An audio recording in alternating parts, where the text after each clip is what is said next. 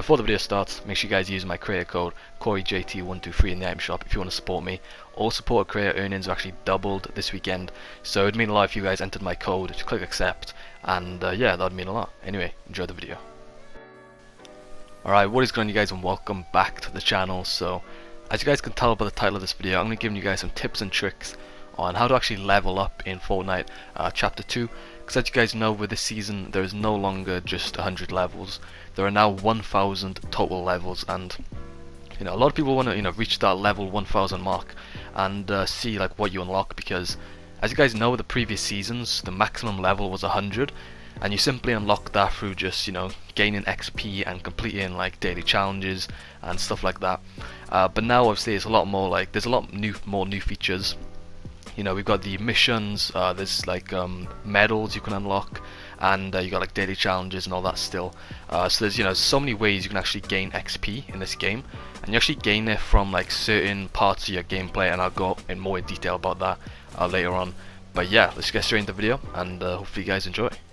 So if you guys didn't know already, Battle Pass tiers and player levels are actually the same thing this season. So say now I was to buy all 100 tiers of the Battle Pass, I would instantly be a level 100.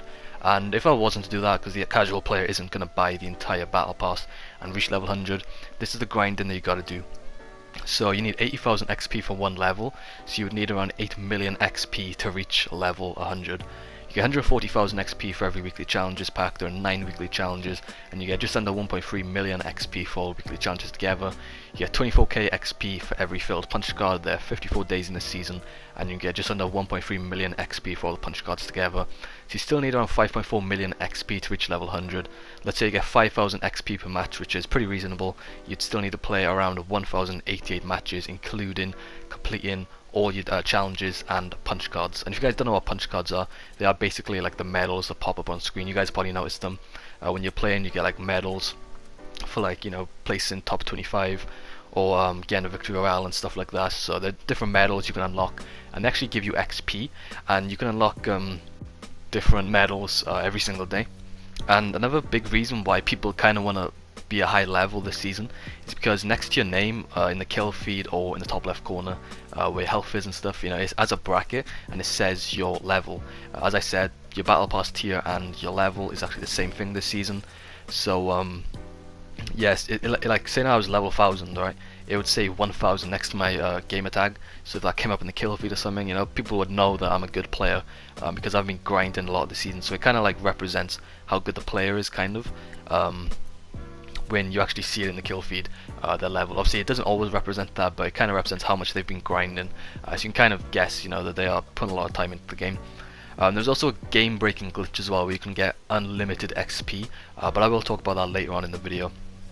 So yeah, as I said, if you max out the battle pass, you get automatic level 100. The previous season, that was the maximum level. It was just level 100, and once you achieved level 100, you would unlock rewards. I think you got like a spray and like a banner icon and stuff like that. So it wasn't anything impressive, but you got some cool little rewards for achieving that pretty big. But it's pretty big, to reach level 100 last season. You had to play the game a lot, but now obviously level 1000 is the maximum level, and as I said, one tier equals one level. So yeah, it's kind of like the battle pass tiers and the level from the player is kind of combined this season, if that makes sense. So yeah, the whole system is kind of different, but as I said, it's like a complete different game this season. Chapter 2 is just completely different to all the previous seasons. So if you guys didn't know, they're actually mission challenges in game. You guys probably know about them, but the rewards are actually insane. Each challenge you can actually be rewarded 14,000 XP for completing them.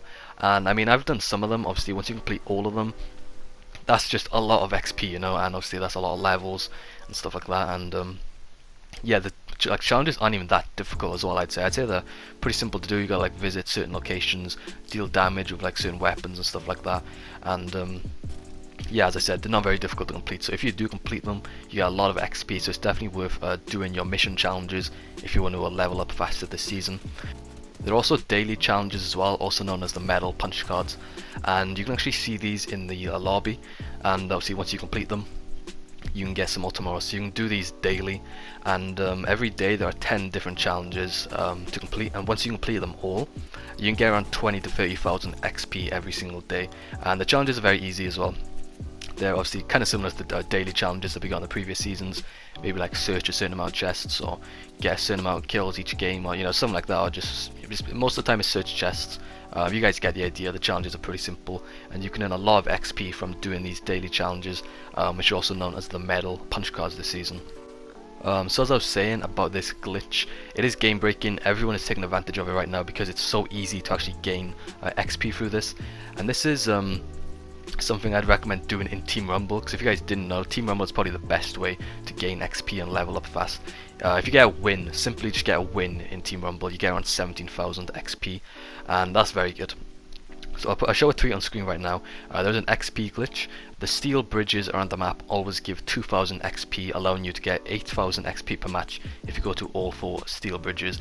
And I'll show the locations of these steel bridges on the actual map if you guys want to visit them. So there are 4 different steel bridges, and every time you visit them you get 2,000 XP, allowing you to reach around 8,000 XP if you visit them every single game.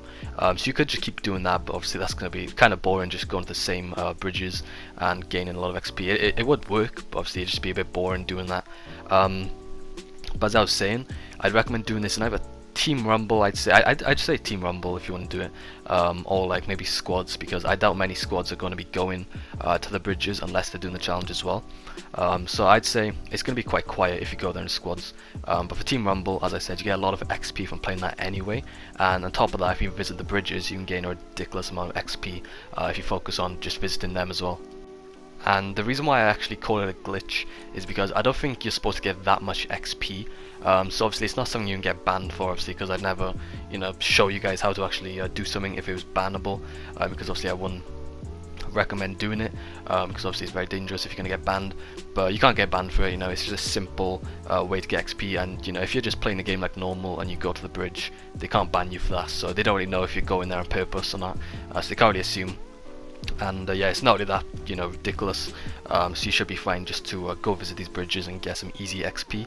Another major change this season as well is, as you guys know with the previous seasons, if you were playing with like some friends like duos or squads, and those friends that you're playing with had the actual battle pass and they had like friend XP boost, you would obviously get more XP per game because they've got a boost.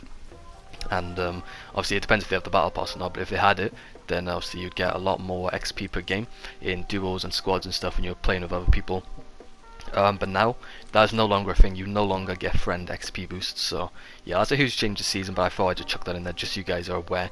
But the best game mode still, I would say, is maybe duos. Like, I've been playing a lot of duos lately, and I find it really easy to just grind out XP, and obviously solos is alright as well, but like with skill-based matchmaking and stuff, it's just kind of unplayable for me. There's too many sweats and all that, so I recommend duos or Team Rumble for actually grinding XP. Obviously duos are probably a bit more enjoyable, but Team Rumble, if you enjoy it, play it. But yeah, either of those game modes are probably the easiest to grind XP through. Make sure you guys leave a comment as well on this video. What level are you currently in Fortnite? I'd be interested to hear that. But there's one more thing I wanted to mention, and this was the end game XP that you actually gain at the end of a game. Now I'll show some gameplay in the background. So this was when I actually got a victory royale, and this was the XP I actually got. So I got 3,250 in total, 1,500 for survival, 1,000 for combat, and then 500 XP for the match bonuses. So it kind of shows that survival is the most important, and obviously that just means surviving the longest in the game. So the longer you're alive in the game, the more XP you'll gain. And in that game as well, it actually went down to the final ring.